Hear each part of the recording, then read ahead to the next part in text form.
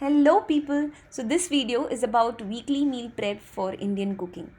Well, I'm not that big fan of prep because I like eating food fresh, but last week has been crazy. I mean with no maid, no cook, no nanny, kid running around, husband at home, housework, office work, calls and just 24 hours. I mean, I felt I did not have time to breathe. And I did not want to repeat the same the next week, so I had no other option than prepping up for my meals. And I know out there are many women like me in the same plight, so I genuinely wanted to share this video so that you guys prep up for your meals ahead and breathe in some relief, breathe in some joy, spend more family time, spend more me time, and most importantly, wash lesser vessels. Sprouts. We use sprouts in so many forms like sabzis, raita, salads, chaats. So we need them for the week. And it's really easy. It just takes 2 minutes.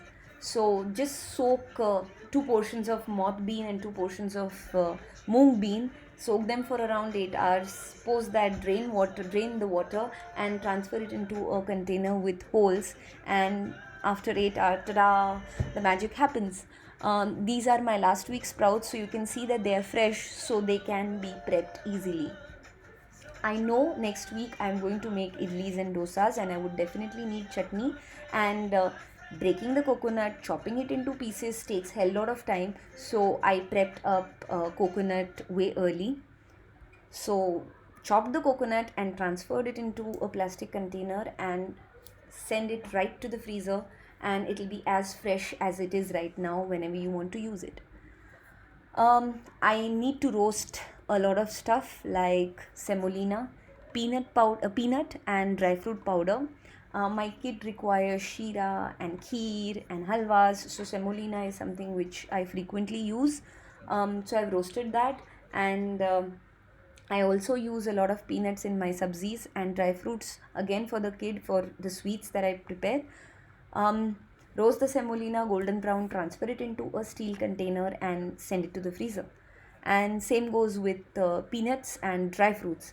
Use the same grinder which you have used for grinding peanut and dry fruits, and uh, use the same pan again and same grinder for onion tomato masala. This prep requires 30 minutes of time, but it's still worth it. You will save hell lot of time the next week, so no, don't mind about it.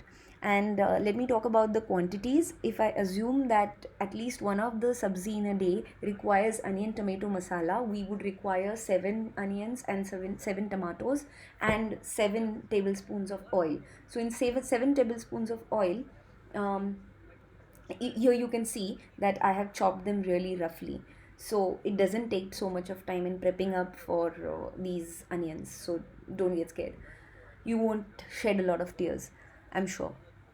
So in 7 tablespoons of oil, roast the onions golden brown. And the beauty of this is that you can take your own sweet time to roast these onions golden brown, because when we do it in a week, we really hurry up this step.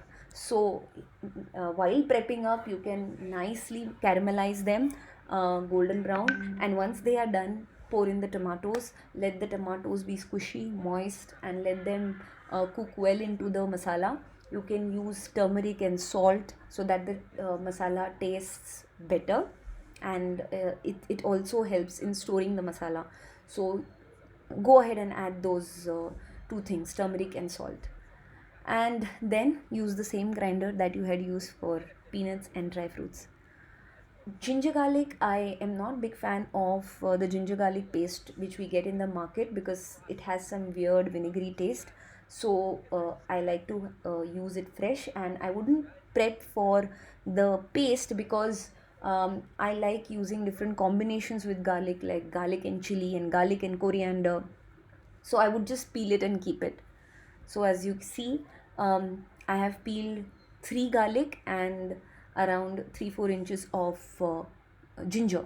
Now let me talk about the quantities. I have calculated that I require around 5 cloves per day, so I would need around 40 pieces or 40 cloves throughout the week. So I have peeled around 3 garlics, and I don't want to overdo stuff, so I've just calculated the quantities. Um, so that's it. So here's the proof that I have peeled and I have chopped it, and I'll be transferring them into airtight containers and storing it in the fridge so that the smell doesn't mix with the food items in fridge. My kid loves curd, and earlier before the lockdown I used to order curd, but now I do not have any other option but to make it at home, and it's really easy. I have done that n number of times, and I'll do it for the week.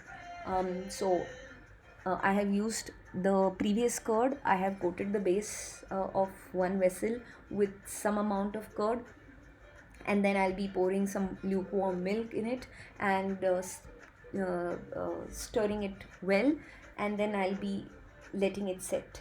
I'll let it set for around 8 hours, and the curd will be ready.